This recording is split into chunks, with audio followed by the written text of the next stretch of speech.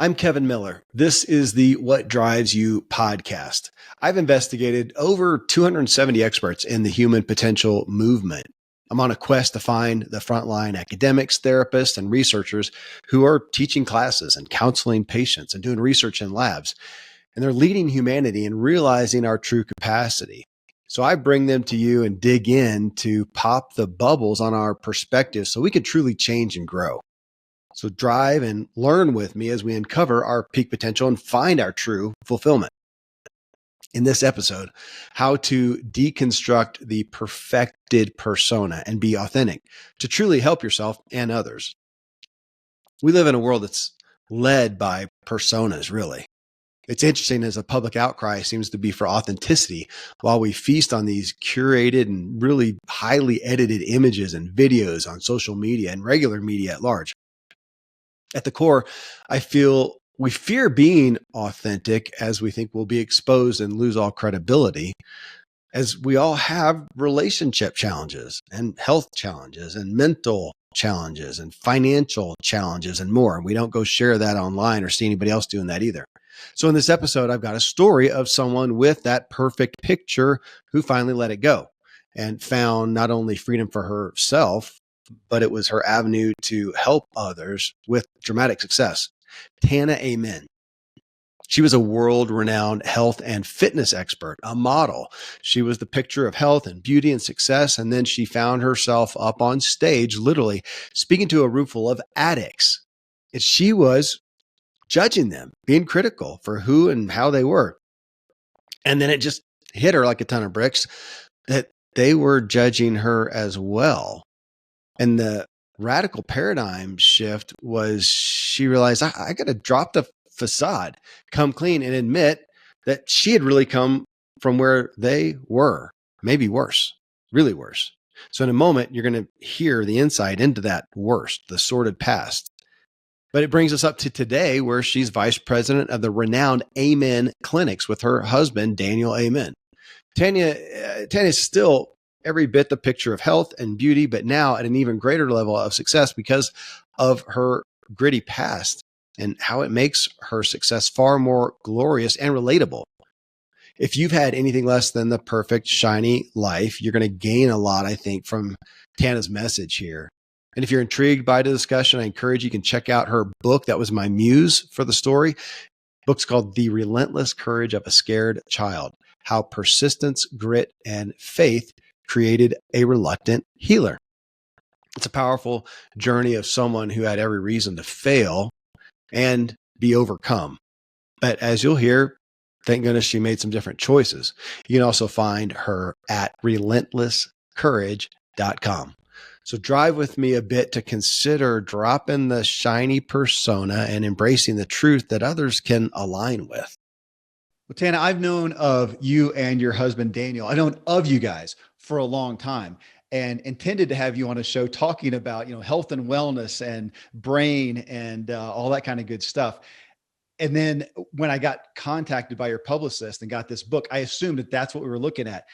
And it was quite not what I thought it would be. And I'm wondering if you're getting that a little bit of surprise from people like this is, we weren't expecting this from you. Yeah. Yeah. I'm doing that a lot.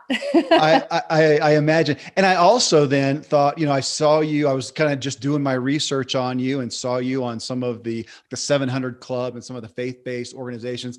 And I thought, the book's fairly raw. And it's very raw. It's very gritty. And I wondered if you had some of the, I'm just going to couch it in the faith-based communities, had some folks there go, ooh, I'm not sure that's a little bit much for our crew. Shockingly, no. And that's really? What surprised me. I only had one that was worried about losing sponsors, one radio show that was worried about, and they still had me on. But they decided to just ask me bluntly why I decided to be so real and so raw and not make it a softer message. And the truth is, I actually intentionally, when I decided to write the book, it took me a long time to decide to write this book. Because when you write about health and wellness and someone criticizes it, oh, well, not a big deal. But when you write about the hardest things in your life, and people, that they're going to criticize it. You just have to know that when you write anything these days. But that's something you brace yourself for.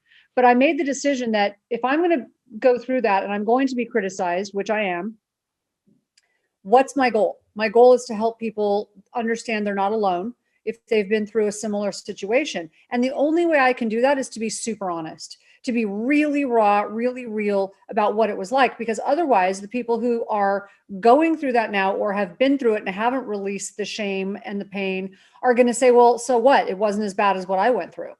Right. So when I decided to write this book, I actually made the specific and intentional decision. I would not write it as a faith-based book. I would not make it a Christian book or a spiritual book because I wanted to be super honest. But the crazy thing is, I mean, God works in such mysterious ways. God had a different idea. Two things happened. Number one, that was the publisher that went, Thomas Nelson was the publisher that went crazy over it. They loved it. I told them, I go, I'm not going to change this messaging, right? I was literally going to ask. It was part of my question because I know Thomas Nelson. I know those guys over there, and I've been involved with Michael Hyatt for many years. And I thought, did you get any pushback from them? And you're saying no, it sounds like. So what happened was my editor really fought for me. She said, look, she goes, we don't want any gratuitous language or gratuitous information in there. But if it's your story of overcoming and it's what you went through, then yes, we want it in there. What we're going to do is we're going to do a focus group. They actually had a focus group of 200 people go through it.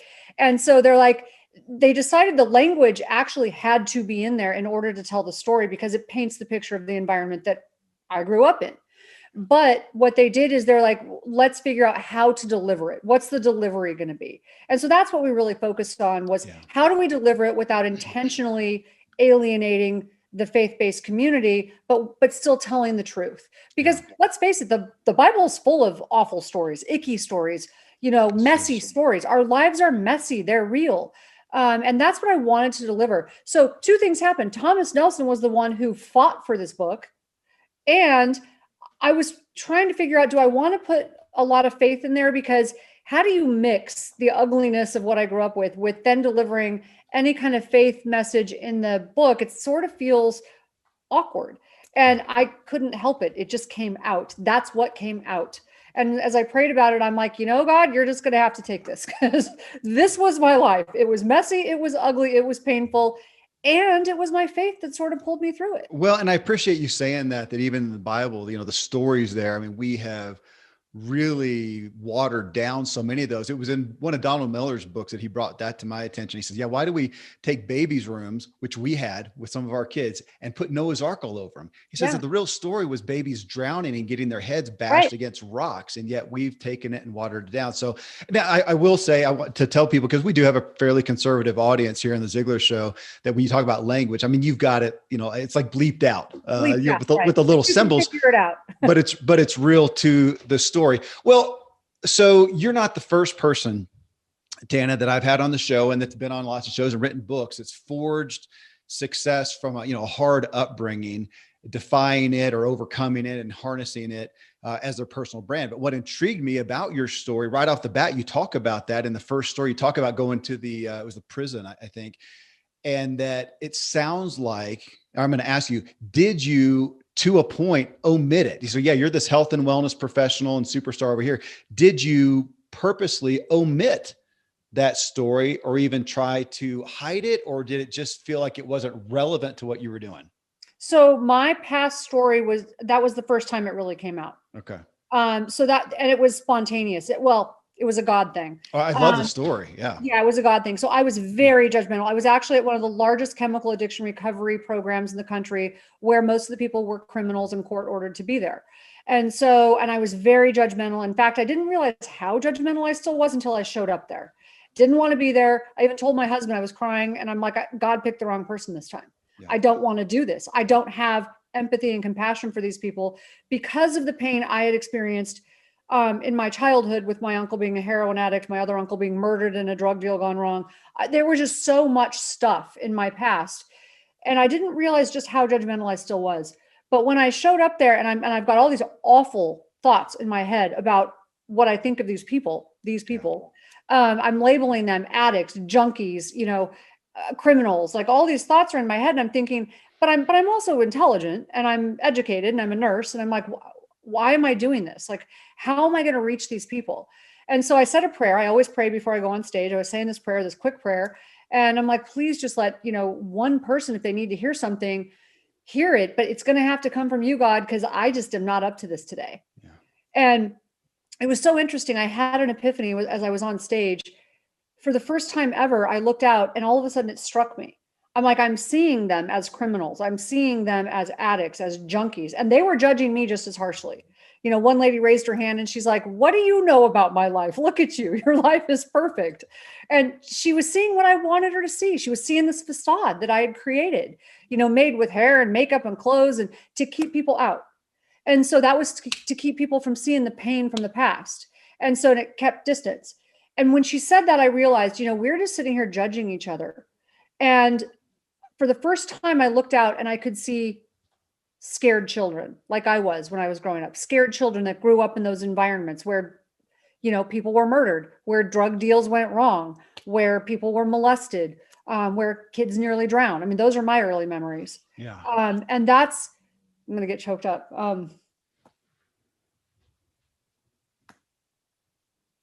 So God answered that prayer. Yeah. I saw scared children just like me. And so I stepped back and it was the first time I told the story. I went off script and I'm like, you know, how many of you were judging me? Yeah. And so they didn't raise their hand at first. I'm like, well, I'm judging you. And so then they got defiant and they were raising their hands. And I said, I'm going to tell you a story. It's a story about a scared little girl. And then I went into my childhood. And by the end of it, there were tears and we were hugging. And I spent 2 years with those people. And it became one of the most fulfilling, rewarding things I've done. It was incredible. Well, and so is that I'm always curious with somebody who authors a book like yours, especially in a memoir scenario, are they somewhat your target, your muse to write to? Was there anybody specifically that you had in mind? You know, that I'm writing a book right now as well. And, you know, they school us to write to that person, speak to that person who you want to really resonate with. Who was it? So I think there's two audiences. One are people who grew up with trauma. Yeah. And I hated the word trauma. I still don't love the word trauma because it makes me feel like a victim. But there's a difference between being victimized and living as a victim. Yeah. And so, but when you grow up in trauma, it just means that some event happened or events happened that made you feel like your world was unsafe and you couldn't trust the people around you. That's really what it means. So people who grew up in trauma, who are trying to overcome it, who just can't sort of let the shame go. We tend to blame ourselves. Okay. Or both. People who are having trouble letting go and forgiving and don't want to reconnect with family that they know they should or need to help. And they're just struggling with that. Like I disconnected from all of my family. And there's so much healing that comes with forgiveness.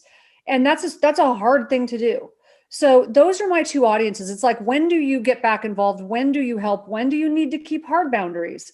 And so those are the two audiences. And interestingly enough, I think that the group with the addiction, yeah, they fit both of them. People who are actively in addiction are not going to read my book. They're not ready. But it's the people recovering. It's the people who have struggled. Maybe they chose that route, that road, because they haven't dealt with their demons yet. They haven't healed from the past. Mm-hmm. So, you know, in that, how long ago was that? That was 2010. 2010. Okay. Yeah, 2010, 2011. I mean, you had achieved, I'm interested in a couple of things. I mean, you had achieved some successes in your life at that point, with this being, you know, in the background. Is there and I really stumble with using the word regret because it has such negative baggage, but just I wish I had done this sooner. Oh, geez. You want the list? We don't have time in this podcast. Well, but just in that and saying, I wish that I had come forth with this message. I had divulged this stuff. I had made it part of my story before then. So is that it? No, I don't know about that. I feel like this message came out right when it was supposed to. Okay. Okay. But I thought you meant, had I made decisions before that I wish I had? Well, you showcase that in the book. Oh, yeah. So well, because my curiosity as you're writing this is we have so many people out there. I mean, this is an aspiring audience. That's how I refer to them all the time. They're not here listening to, you know, NPR's crime scene or whatever, just for entertainment. They're here to learn and to grow. So right. By proxy, we can give folks that. In that, do you feel, and you said something to this point, or I extrapolated it from that a minute ago, giving people permission to tell their story. Would you Right. say that if you have this story behind you, would you even advocate, don't hide it, let it be part of your story, even from a business standpoint, your brand and who you are, the personality that you are? 100%. But I do think people need to be ready. Okay. There's a lot of reasons. I have a little girl. This book is raw. Now she's going off to college, so now she's ready. But I needed to make sure that I could talk to her, really, know that she understood some of what I went through in my past, some of that pain that I had been through, and why and what it meant. Also, I needed to know that I had dealt with my demons before you try to put it all out there. And vulnerability, there's so much power in vulnerability, but if you're not ready and you haven't dealt with it, there's also a lot of criticism that comes along with putting your story out there. So you do need to know that you are strong enough and that you've dealt with this enough. So it came out at the perfect time, and I feel like God's timing is always right. I really do. After going through enough of what I've been through, I've often questioned him, I've often argued with him, fought with him, but he was always right. So Okay. A moment ago, when you're telling a bit of the story about being in front of this audience of addicts, you said, they're judging you. Here you are judging them, but they're judging you. And here's this facade. Use that word. It's a yeah. curious word, because it feels like you could also say it's a fruition. How do you balance that? Did you look at it at that point as a facade? Because I'm looking at you now, and you look well. You look like things are going well. I don't think that that's a facade now. I would say it's a fruition. But how is that changed in the past decade? Yes, it has. Okay. So there was a time where I didn't want people close to me. So I built walls, and I thought I suffered with an eating disorder for a long time. I started in my teens because I was struggling for some control over the craziness in my life. And so there was so much brokenness inside and blame, like I blamed myself, and there's a lot of shame that goes along with what happened in my life. So I would try to cover that up and overcompensate with accomplishment. So if I'm fit enough, if I get good enough grades, if I can succeed enough, if I can overcome these things, people won't know. But I can't let people really know me, because if they knew the truth, they wouldn't love me. So there was this crazy fight going on inside of me. Now it's very different. Now it's more, I do this because I choose to, because it's work. It's my job, but I don't live my life like this. I wouldn't leave my house without looking perfectly made up. And, now if I gain weight or, a few pounds, or my makeup's not on, or whatever happens, it's just part of life. That's my everyday life. It's not something I need. It's not my crutch or my wall. In that aspect of the timing being right, as people are hearing this, because again, we're going to have tens of thousands of people hear this that have stories that, if they do want to read your book, they've got stories that are let's just call them trauma. They have trauma back there that is undealt with, has been hidden, that they may faultily think that they have gotten, past, but in using it, or in divulging it and letting it be a part of your story, even, I'm going to again use the word, even your brand. Did you feel like when you said the timing's right for you, it's because you had achieved a level of health with it and confidence with it? Yeah. Okay. It's because several things had happened. I had found my faith. And so that gave me a sense of strength. It's not all about me. And it was rocky. That was a rocky road for me, which I write about in the book. And then also I did the work on the trauma. So I overcame that trauma. I did that work. So I felt like I was ready. I felt strong enough. And I read my comments. When people write to me on social media, I read what they say. And so I know the different phases of the journey that they're in. And, when people are just still so closed up, that shame is just binding them. Yeah. And I've been there. It's a hard place to be. I'm going to speak just a little bit again to the business side that folks are listening to, and that personal brand aspect. So this is a decade ago. Again, you achieved a lot of success. Then you have a lot since that point. Have you seen, because you even mentioned the concern of, well, people think less of me. Mm-hmm. Have you seen your personal credibility, even as the brand of Tana Amen, increase as you have allowed this story to be brought forth? Yeah, I was really nervous about it, and it ended up being the opposite of what I had expected. Okay. So people came closer. I think people felt like I was being more authentic.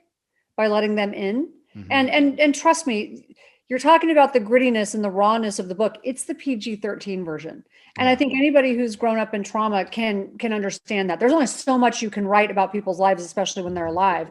But when you're willing to put that into writing, yeah, there's going to be some criticism, but there was overwhelmingly more embracing than there was anything. Well, yeah. I will admit, I have had a privileged life. I have not gone through the trauma that you have. We have been privileged to walk with even some adopted kids who have come from some hard things. And so when you talk about X, Y, Z that happened in the story, to understand the context of that, it's kind of like those biblical stories say, man, if that happened, there's a lot more horrific stuff that happened. So I want to, there's a few different veins I'm going to be going down here as we talk, because there's so much to go into. One here is, as I'm reading it too, as a parent, it was hard not to be angered / hurt by what your mom allowed you to be exposed to. Yeah. And you don't Pollyanna sugarcoat that, but you also never disparage her. And if anything, you talk about her in a positive light. And I was literally curious, just from the heart standpoint, because, we can talk a lot about forgiveness and things like that. Was that a necessary part, or did you authentically really always see her anyway, still in a positive light? So my mom is still one of my best friends. I'm not going to say it was perfect, because it obviously wasn't. It's in the book. Obviously. But my mom is so interesting. So she's like this larger than life figure in my life and in the book. She was a 16-year-old runaway. So her life was so hard for her growing up. Way worse than mine was. Her book would, be much harsher than mine. So she was a 16-year-old runaway. She lived on the streets. She never finished high school. The woman was intense. I mean, intense to say the least. She worked 3 jobs to put food on the table, would not give up, never, ever took government assistance because she didn't believe in it. So that was my example of a female growing up. It's like, I'm going to make it. You're going to go through the hard times with me. You're going to go through the good times with me. And I inherited her grit. So there's a lot of things about my family that I would like, I wish I didn't have to go through, that I don't like, or that I didn't like. But there are a lot of things that I can appreciate as well. And that's one of them. But my mom, she didn't have the education or the socioeconomic status or the upbringing to make really good decisions as a really young mom. And so I think she was doing the best she could, and she made some bad decisions. She definitely made some bad decisions. And you can kind of see that good decision, bad decision, good decision, bad decision. And so I think that's, though, a lot of times, behavior is complicated. It's hard to, it's easy to call people bad. It's harder to ask why. And so with my mom, it's just, I never doubted her love. And I think that's the difference between my mom and my dad, is I never doubted her love. She made so many bad decisions, but I never doubted her love for me. Gosh, that's really telling. It makes me think of just the attachment issues that I've learned about as a father that kids deal with, that I was so ignorant with, that she just, thank God, did some of those well with you. Because I again, and I'm looking at it as a guy, as a father, I'm the protector. And I think the things that she allowed you to be exposed to, guys, men, that she brought in, it grieved me. But we can either focus on, like I said, we can focus on how traumatized we've been. And, there's post-traumatic stress disorder, but there's also post-traumatic growth. So I decided to take that experience from my past and go, okay, these are the things about my mom that I love.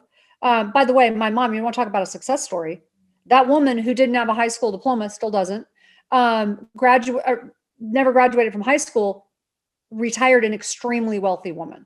Yeah. So, and her faith is intense now. Now, I didn't grow up with that. I didn't grow up with that model of church and God in my life, even though she always said she had faith. I didn't know what that meant. But she's a very, very successful woman now. Yeah. So she's intense, but I decided to take that and say, okay, what about that do I want to hold on to? And what do I not want to raise my daughter with? Oh my gosh. Yeah. Yeah. So looking at your story, and just to give people who haven't read the book yet highlights, I mean, we would say you went through everything from, the eating disorder and anorexia and rape and cancer and modeling and promiscuity to at least to a fairly conservative point of view. Oh no, you can just call it what it was. Okay.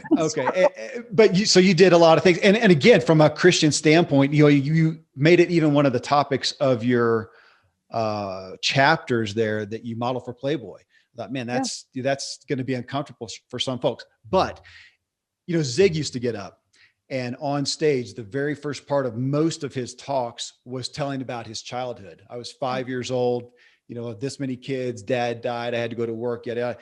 And he did that so that people could relate to him and they would not discount him. And that's what I saw shining from your story. Yeah, especially your first one where you're standing up looking all trim and perfect and beautiful in front of these addicts. And you said, you're judging me. And then you told the story and boom. And I love that fruition that 2 years now you're working with them and intimate with them. And I just want people to hear that. Even myself, I'm not as a personality that speaks to a lot of people. My story has just not usually been that relevant, especially because it doesn't seem that wowsome. I didn't go through trauma. I didn't have some, horrendous thing to tell about, but I'd come out with things and people go, tell me more about that. You were a professional cyclist. Tell me about, I did something I was with Tom Ziegler recently and just mentioned a story. I said, man, I never knew that about you. And I forget to tell the story to give people context because I know we also have folks that are burned because they feel like we've got the narcissistic, personalities over here. And it's all they do is talk about themselves. But yours, it's got to have allowed who can't relate to you to some degree. What's interesting is you just said something. You're like, I don't have that much to talk to people about like this because I didn't go through trauma and I've lived a privileged life. My daughter would tell you the same thing. She often says to me, I don't get what you're talking about because I've got eyes in the back of my head. I've got this spidey sense, right? So it's like, we'll be walking somewhere and I'm like, Chloe, pay attention, look behind you. Like, I'm one of those people, right? I mean, even where we live, where it's a nice neighborhood, like I'm got cameras everywhere. And I think you've earned that. Yeah. Right. And so she's like, Mom, I just can't relate. I can't relate to you. She's like, I had an amazing life and I'm sorry you went through that, but I can't relate. And I looked at her and I said, honey, never apologize for not being traumatized. I mean, don't apologize for that. You've got your own story. You've got your own journey. You have your own gifts that you're going to bring to the world, but never apologize for not being traumatized. Okay. So I want to dig in here on, we can call it trauma, but hardship, challenge, whatever. So again, one of a talk that Zig often put into his messages was a study that was done a long time ago where they took world leaders and influencers, did a study on them and found that it was 80% that the vast majority came from poverty, handicap, brothers and sisters that were handicapped, something that gave them a significant hardship. And it's a great story that they, overcame that. It gave them strength to do what they do. And now these are the people who are leading us. And yet he doesn't talk about, and I've pondered it with other people before as well, that for every one of those people who had all these things happen to me, and I'll put it to you. So for all the other women or, people who had a similar lifestyle of yours, of hardship, that for every one of you, I've got to assume there's, I don't know, I could make the statistic up, 100 others, 1,000, 10,000 that it overcame. And we always then wonder what it is that allowed you, or I'll put it to you, the quality that you, if you look back, what would you say? What's the quality that allowed you to overcome, to let it strengthen you instead of being overcome by it? So I touched on it earlier. It's grit. Okay. It's grit. It's resilience. My mom gave that to me. My dad did not have that. So it's interesting, but I will say this. I wanted to say this. So Zig Ziglar actually has a special place in my heart. My dad, who I was not close to, because it's a bad relationship and I write about that. I have daddy issues. It's all in my book. Yeah. But he tried to come into my life at one point, but he had never been there in the past. So I wasn't listening. Showed up in my life at a time when things were really bad and tried to give me a book of Zig Ziglar's. And I'm like, why would I listen to anything you have to say? Like, you've never been present for me. So I didn't really take it in. Yeah. But a few years later, when I was ready, when the student is ready, the teacher appears, all of a sudden I'm like, what is this book? And I started reading it and I'm like, oh, this stuff makes sense. Like, this really makes sense. But I was ready to hear the message then. Was it See You at the Top? What's that? Yes. Okay. Yes. Okay. And so I had to be ready to hear the message. And it really doesn't matter who's delivering the message. I was discounting Zig Ziglar's book because of who delivered it, which is, to anybody listening, don't do that. Yeah. So someone, messages come from all sorts of places. Pay attention to the message, not always the messenger. So it was really interesting, though, that's where that book came from. And it was a really powerful book. Yeah. Even I was young, and it was a very powerful book. It is. On that aspect, would you say, looking back, she comes up in so many conversations, Carol Dweck, with her book, Mindset, and that growth or fix, that if you have somebody go through what you did, that for whatever reason that you maybe can't take credit for and don't know why, maybe because of your mom, I think part of it's her. She did give you a growth mindset. So even through that trauma, I wonder if we can boil so much back just to that. So my husband and I talk a lot about post-traumatic growth versus post-traumatic stress disorder. Yeah. You always have a percentage of people who go through trauma who are going to experience post-traumatic stress disorder. It's going to cripple them. Yeah. But there's a small percentage of people who end up growing in stress. Right. It's like, how do you forge steel, right? You put it in fire, and that makes them stronger. And there just is. And they're doing a lot of studies on this, but I do believe at least part of it is modeled for you. Now, my mom just would not take no for an answer. This is a woman who, she made a lot of bad decisions, but she just would not let things get her down. So no matter how bad things got, and even with all the bad decisions, she fought through it. And that's the one thing I can always remember. And I think that's part of why I'm still close to her. Do I think she made bad decisions? Yeah, I made the choice not to make those same bad decisions. But I can always remember going, the woman, she's like the Tasmanian devil combined with Lucille Ball. She's a little crazy, but she just isn't going to let anyone define her or tell her how it's going to be just because she doesn't have a high school diploma, just because she, whatever it is, she's a female during a time when women can't make it. It didn't matter. And so that's the thing I took away from that. Yeah, it is. You do showcase that she did not let anything limit her, and you have done the same. Talking about that book that your dad gave you, see at the top, that you weren't ready for at the time. In the book, and I didn't put down the page number, but I somewhere maybe midway, I think it was about midway through, you tell about really a catalyst for your life change, really a flip-flop, a 180, when Uncle Bob in your life took you to a seminar, and between his sharing with you and the seminar, you ultimately realized the ability to control yourself. And you made the statement of, you realized how much of your control you had given away, and you made a radical change. It seems like from that standpoint. And honestly, I felt like I wanted more, because it was like 3 pages and life change. And then you go forward from there. I'm like, seriously, that's the catalyst. Back to Donald Miller. This was in his book that I've given scores of away, A Million Miles in 1,000 Years. And he talks about that inciting incident. What is it that in every great story, you have that inciting incident that changes things, that the mediocre person becomes the hero, that they rise up to the challenge or whatnot in that. And to me, I thought, there's an inciting incident there.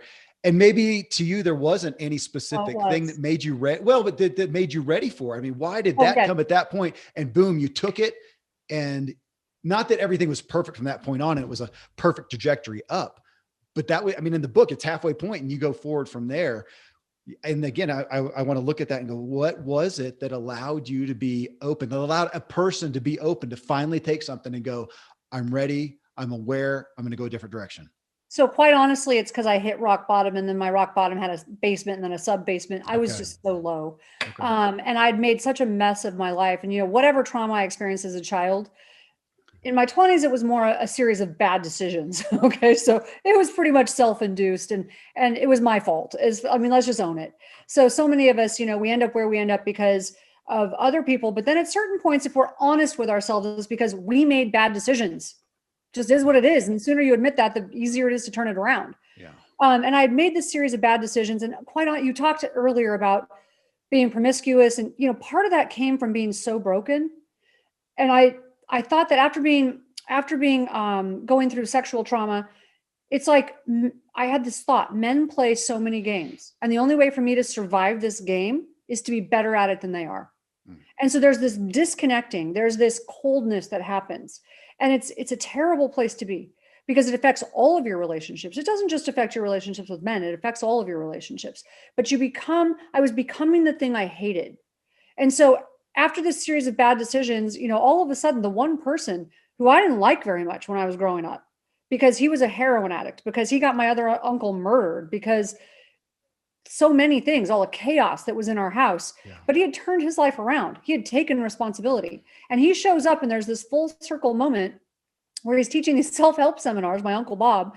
And he's like, hey, why don't you come out here and, come to Hawaii for a couple of weeks. And I'm teaching these seminars. It might be good for you. And I'm thinking there's no self-help seminar that's going to help me, but a trip to Hawaii would be good right now. Mm-hmm. So I was in it for Hawaii, but the seminar was great, but it was really the conversation I had with Bob. And I should have known. I mean, he's been through so much on his own to overcome what he overcame. He was a wealth of wisdom, but we had this one conversation and it was all about responsibility. And he drew a circle on a piece of paper and he split it in half. And he said, how much responsibility are you willing to take for your life? And I'm like, for cancer, for being molested, for which part? Which part do you think I'm responsible for? And he looked at me and he said, I didn't ask you how much blame you were willing to take, because it's not your fault. That's not what I said. I asked you how much responsibility you're willing to take for where you're at now.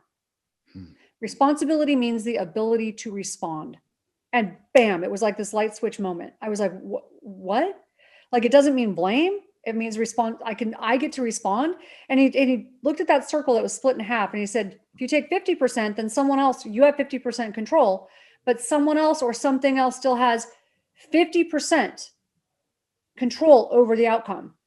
And I was like, no, heck no, I don't want anyone else to have control over the outcome. Yeah. Like at that point, I wanted 100%, and it was a light switch moment, and it changed the trajectory of my life. Okay, well, let's go there then, the trajectory, because if this is a movie story here, this isn't that the next day you are at success. And you talked about a couple times going into therapy. Yeah. And you specifically wrote about EMDR, which I'll tell you, I'm familiar with.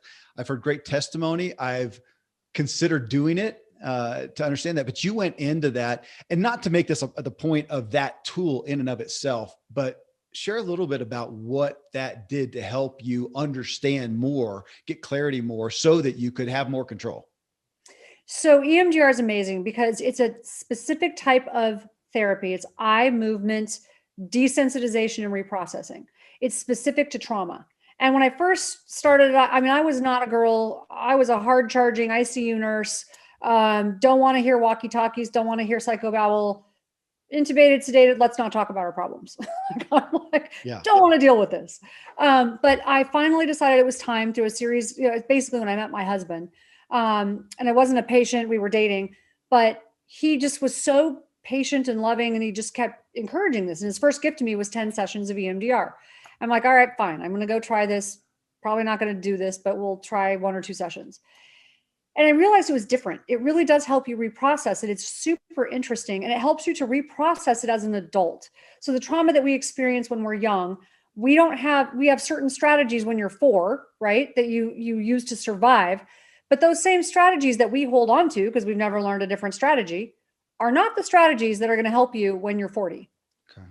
So we learn these new strategies in therapy, and you go back and reprocess this as an adult, and you're able to sort of let it go. And so it was just so powerful. It was so interesting to be able to do that. And they've done studies using EMDR with officers, police officers who have been in officer involved shootings.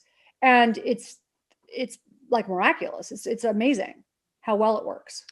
Well, another thing you hit on, there's so much that happened in your childhood. I have been interested. So we got involved in telomeres with one of the companies, and ended up talking to their chief medical officer, because we did it amongst ourselves and staff. And we're really surprised at some of the people who had these great telomere scores. Right. And some others who had these horrific ones, and we're looking at them going, I don't know how much of a healthier life you can live. And I was disappointed. And so again, we talked to the chief medical officer, and he said, it's still an emerging science. It's not a perfected thing at this point. But one of the things that he talked about that they're seeing that has a really, statistically has a really big play in the health of your telomeres, which layman's terms for folks, what can we say? Your chromosome health Right. is ACE scores, adverse childhood, effects, which I would have to think, and again, I'm not a professional medical provider here, but I would have to think that your ACE scores are not real Not well, good. not good, not good. And in the light of that, well, can you change that? Can you reverse ACE scores if, and I don't want to make this about chromosomes, but if it has that much of an impact on somebody's health, obviously, you're living the redemption, of that. But again, going to people who are concerned with, how much can I really recover, Tana? So, this is all based on the work I did prior to this book. So the Omni Diet Brain Warriors Way, I love metaphors because I just think they're powerful and they're helpful at times when we're not strong. I adopted the metaphor of being a warrior a long time ago. That's why I practice martial arts. I've got a second-degree black belt in Kempo and a black belt in Taekwondo, not because I'm so tough, because I just kept showing up, right? You show up long enough, they're going to put a belt on you eventually. But it was a metaphor for me when I was weak. It was a metaphor when I was down. That it's like, what is the opposite of me right now? How do I behave differently than I am? And I gathered how to do that through books like See You at the Top or through Tony Robbins or all these different people. It's like, how do I change my physical state so that I now start to adopt this as my lifestyle? And so I adopted this metaphor as being a warrior. And I thought, who's the opposite of me? Warriors. They show up armed, prepared, aware. They're tough. They fight even when they don't want to, when they're hurt, when they're sick. I mean, these are people that get the job done and they protect us. And so I started practicing martial arts. It's a whole thing for me. But what you talked about with the telomeres is really interesting because, yeah, you can't change what happened to you in the past, but you can change how you're still seeing it. You can change the fact that you're still dwelling on it. And I love this saying, someone did something to you once, twice, maybe even 10 times.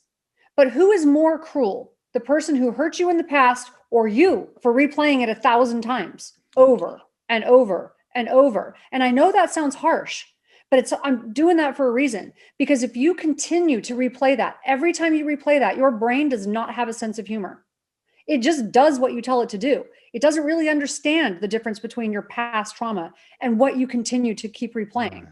So you get it under control, because that is how you now begin to fight that with your telomeres. I'm drinking my green tea. I take my supplements. I do all these things, but you got to get that past trauma reprocessed. Yeah. Well, and it's interesting. We've used that word trauma, which honestly, you don't use that a ton in the book, but I hate the word. Okay. Well, but it's interesting. I mean, you went from part of your trajectory from this inciting incident was going to nursing school, and you became a trauma nurse. Weird, right?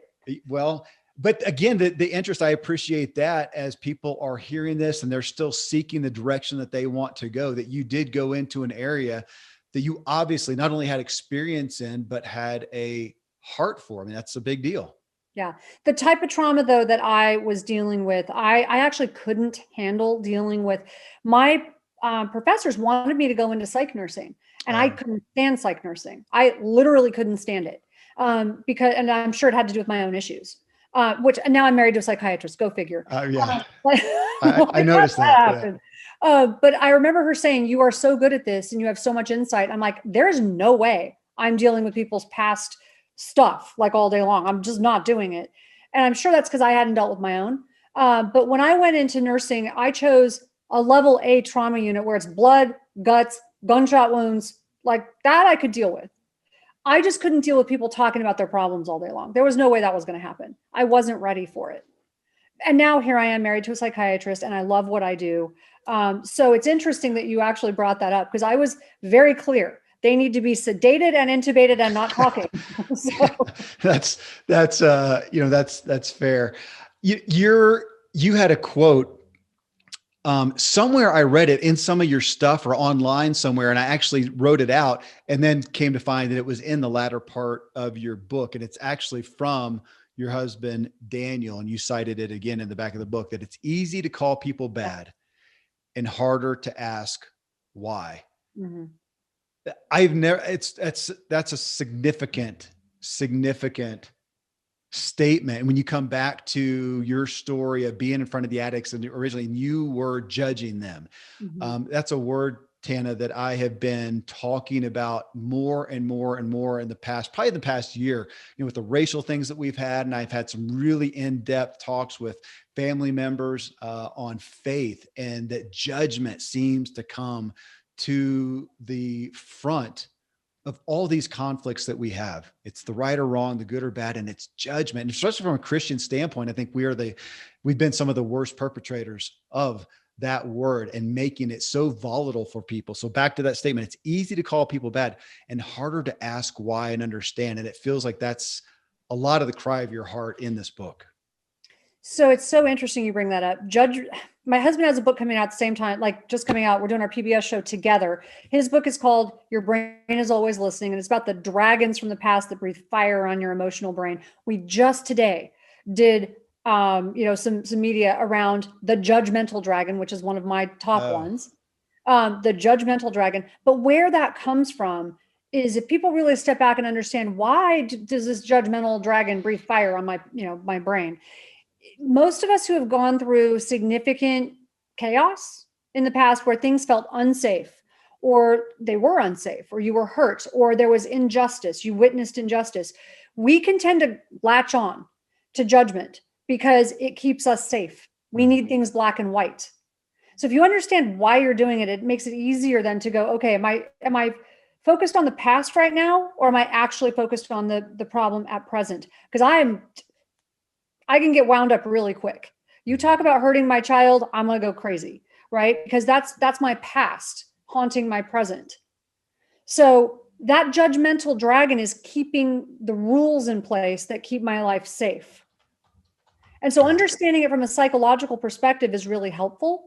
Because my husband will joke. He's like, I feel like I live with the judge, the jury, and the executioner. So also part of it is forgiveness. And forgiveness for me is a daily practice. People will often say, how did you forgive the people in your life? Well, number one, it's because I went through and actually did a thorough accounting, because your memories are always valid, but they're not always accurate. If you're talking about memories of a 2-year-old or a 4-year-old, you're seeing it through a child's eyes. So going back and doing a thorough adult's accounting of it and interviewing the people is really important. But then also being able to process that now and move forward. So this need to judge the past and being able to forgive the people in your past. Forgiveness is important because it hurts you. It hurts. Most of those people don't care. They don't know. They don't care. They're moved on with their life. So if you can let that go, it's powerful. It's important for you moving on, for you to have a healthy life, especially a spiritual life. But it's a daily practice, because there are some people you're going to have a hard time letting go of. You're going to have a hard time letting go of what happened, because it wasn't just. It wasn't fair. Life isn't fair. No one ever told you life was going to be fair. Yeah. But a daily practice of like letting that anger go, letting that judgment go, and realizing that it hurts you more than it hurts anyone. And it hurts the people around you. Well, I appreciate you said it in a couple different ways of how we tend to, you talked about it with EMDR, that we, have an experience and we coped with it as we could as a child. And sometimes we're trying to use those same coping mechanisms as adults. And now you just, again, said that almost kind of the call to do an audit of our memories, that our perspective changes. In essence, I'll paraphrase, our perspective change. I've been really overwhelmed with that the reality of, the memory that I had of that thing that happened at this age, and I had a perspective on it, and that perspective 5 years later changed. And now the perspective 40 years later has changed. And what's the truth of the memory? My goodness, it puts it up for grabs as to what the reality was. And not just your perspective. There were other people there who have different perspectives. So you got to put them all together. Absolutely. You talked about having at the start of the show, in essence, 2 audiences that you think of with this, but I'm going to ask in a different way. We talk about purpose. Everybody listening to this show is desiring to pursue their purpose, to clarify their purpose. And to do that, we use the word passion a lot, to know what is it that you're passionate about. And I have spoken it probably a couple dozen times now since a couple shows with John O'Leary and then Sam Collier, 2 guys I had on interviews in about a 2-week span of time. And they both, in talking about this issue of purpose and passion, they both, separately talked about what is that thing that breaks your heart. And so when I think about you, as you wrote this book, with probably your heart broken for yourself to some degree still. I mean, how can you not to look back at the person you were, that kid that you were? But who is it that as you're writing it and hoping gets this, that your heart breaks for? I have a special place in my heart for children. So we've adopted our nieces. We're their legal guardians now. Obviously they're part of my family. So the stories, it's pretty obvious why. But children who go through traumatic events, who grow up in chaos, that's where I feel like we need to really focus our energy, because we need to change the next generation. I know there are adults in my family that are not going to change. They're not there. They don't want to, or they want to, and they just can't. Yeah. But if we can focus on the children, that's the next generation. And I really hope that people who haven't let the past go, who are having trouble with forgiveness, who are having trouble with releasing the shame, that's really important. But also knowing that, like, if we can focus not just on ourselves, but that next generation, we have a responsibility to the next generation. Well, thank you. Thanks for having the courage to do this. And I feel like it's going to give permission to a lot of people, me included, all of us, permission to be forthright with our stories, maybe with ourselves to begin with, but then also question whether we should let it be a part of our story to other people so that we can relate, they can relate, and we can come together. But such a courageous book. Thanks for giving us your time and sharing your heart here. Oh, thank you so much, Kevin. Well, friends, thanks for joining us on this drive. Again, that's Tana. Amen. The book, The Relentless Courage of a Scared Child, How Persistence, Grit, and Faith Created a Reluctant Healer. And you can find her also at relentlesscourage.com. Got a question about the show, about what we talked about, for myself or Tana? Let me know. Email me, kmiller@kevinmiller.co. Until next time, I hope this episode helps you drive further, and most of all, enjoy the ride. Thanks so much for joining me on this journey. I look forward to meeting you in the Drive Tribe community for ongoing discussions about each episode. You can subscribe to the Drive Drop newsletter for weekly updates. Find it all at kevinmiller.co, along with all our social media and video clips. Until next time, I hope this episode helps you drive further and enjoy the ride.